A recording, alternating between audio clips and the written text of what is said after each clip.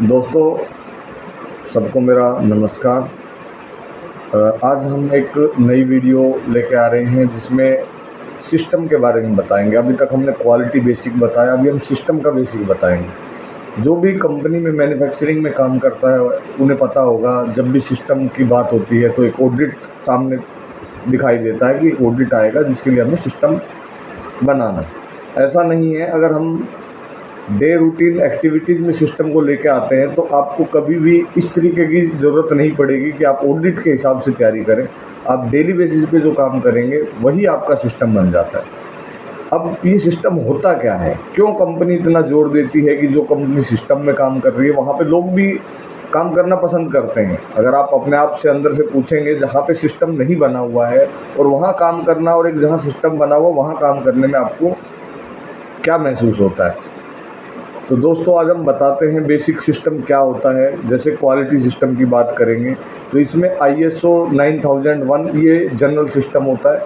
इसके बाद एक स्पेसिफिक सेक्टर के लिए सिस्टम होता है, जैसे कि IATF 16949 ये होता है इंटरनेशनल ऑटोमोटिव टास्क फोर्स। इसमें अपने आप में नाम पता चल रहा है कि ऑटोमोटिव की बात करता है। तो हर एक सिस्टम के बेसिक रूल्स सेम होते हैं। जो हम काम करते हैं उसे हमें लिखना है और जो हम लिखते हैं वही काम हमें ऑडिटर को प्रूव करना होता है। अब जो हम काम करते हैं वो कैसा होना चाहिए, इसके लिए सिस्टम में कुछ गाइडलाइंस बनी हुई हैं। जैसे कि IATF या ISO, इनका बेसिक जो फ्रेमवर्क है वो सेम है।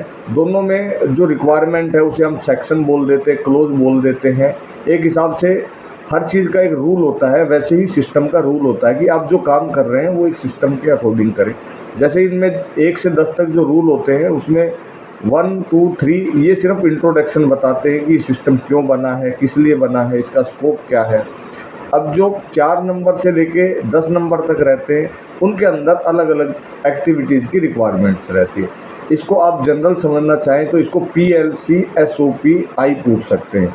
P से होता है जो भी हम कोई काम करते हैं उसके लिए हमें सबसे पहले क्या करना पड़ता है, प्लानिंग। उसके बाद क्या करना पड़ता है, लीडरशिप। उसके बाद हमें क्या करना पड़ता है, उसका कॉन्टेक्स्ट ऑफ द ऑर्गेनाइजेशन। ये जो PLC बना हुआ है ये 3 क्लोज हो गए हैं। ये आपको शॉर्ट में समझाने के लिए मैंने बताया।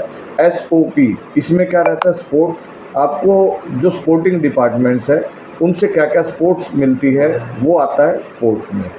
ऑपरेशन सबसे बड़ा क्लोज या सेक्शन यही होता है जिसमें पूरी मैन्युफैक्चरिंग इंडस्ट्री काम करती है।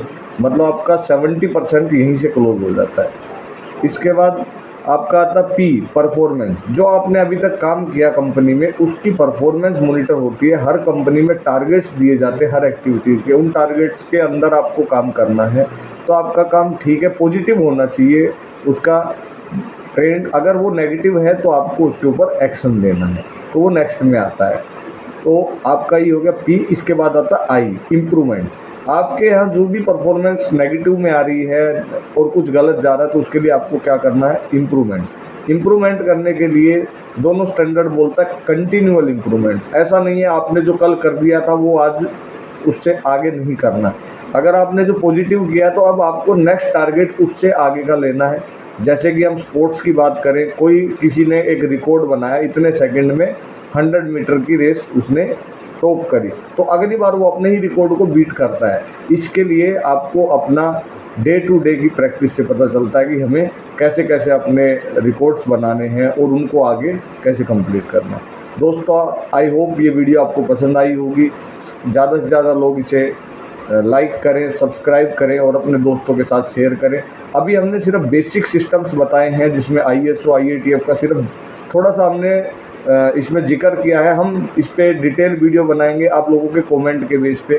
तो दोस्तों, मैं उम्मीद करता हूँ आपको ये वीडियो पसंद आई और आप इसे आगे शेयर करें और अपने कमेंट करें कि आपको ISO में 9001 के बारे में जानना है, IATF 16949 के बारे में जानना है। इसी तरीके से सिस्टम हेल्थ के होते हैं, इन्वायरमेंट के होते हैं, तो जो हेल्थ का इन्वायरमेंट होता है सिस्टम, उसको ओसास बोलते हैं। अभी उसका नया स्टैंडर्ड आ गया ISO 45001।